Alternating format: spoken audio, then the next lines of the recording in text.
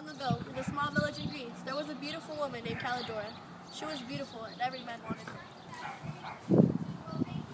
Hi, Calidora! Dang, girl, give me them digits! Poseidon sees Calidora. He makes an offer, but she refuses.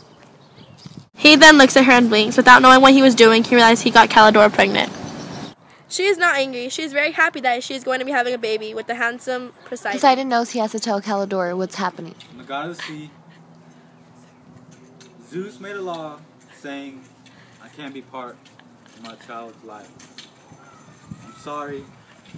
I have to return to Olympus. I hope you understand.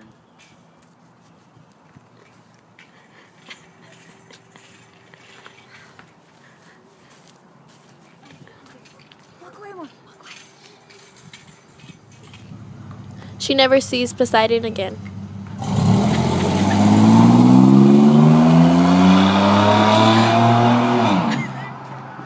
Her father is furious when he finds out. Freaking mad at you!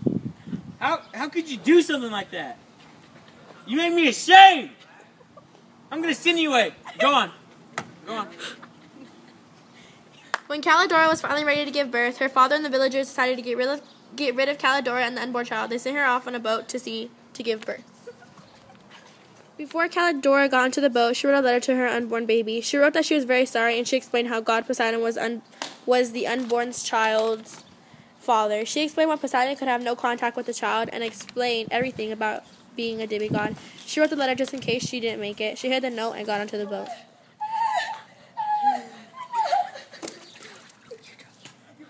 Calidora began to experience the worst pain she'd ever experienced in her life. She was giving birth. It was calm and strong. She delivered a healthy baby boy all to herself. She named him Arion. She was bleeding nonstop. She was losing too much blood. Arion cried and then stopped.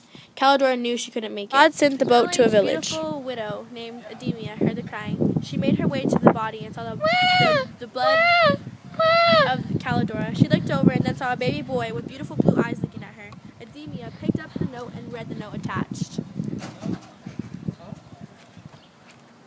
She decided to keep the letter Calidora had written for Arion. She decided that she would give it to him when he became of age. Everybody thought Arion would be dead. Nobody looked for him. The only people who knew his true identity were Aleeya and, of course, Poseidon, who was always watching over Arion. She raised Arion as if he were her very own. As he grew older, Aleeya began noticing Arion's love for water. Arion grew up to be very handsome. He was 18, and many women wanted him. Dang, Arion! He had sky blue eyes and curly brown hair. Arion was very strong because of all the work he had to do to support his mother. He found it very strange, but he never really worried about it. He struggled to support his mother because he also had to take care of her. She was very ill. He did everything he could. Him and Isadora would take turns taking care of Aleeya. Isadora was a girl Arion had grew up with. She was his best friend. She was very smart and began figuring it out, Arion's true identity, when they were only 16. Aleeya finally told Isadora the truth. Isadora did her best to keep his true identity a secret.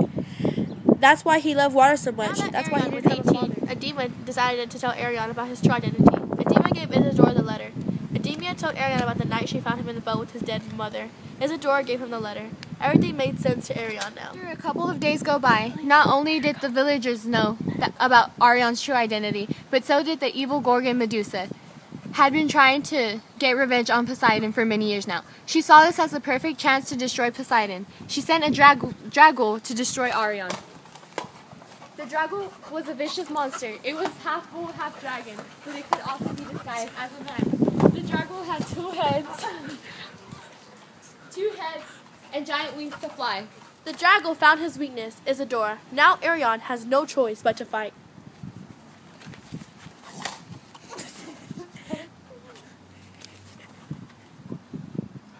Arion destroys the draggle by sending a huge wave of water.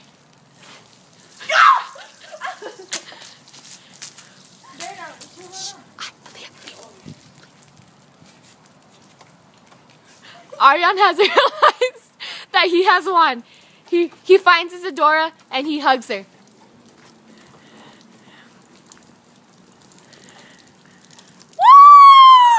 Arion closes his eyes and prays to the gods. He realizes he is no longer in Atlantis. He gets up and walks around to find huge gold doors ahead of him. He walks in and sees the gods of Olympus sitting, waiting for him. They reward him by letting him speak to his father, Poseidon. Sorry, son. I haven't part of your life. I am your father, Poseidon. As a reward, the gods heal Arion's mother Edemia. Arion and Isadora live happily ever after.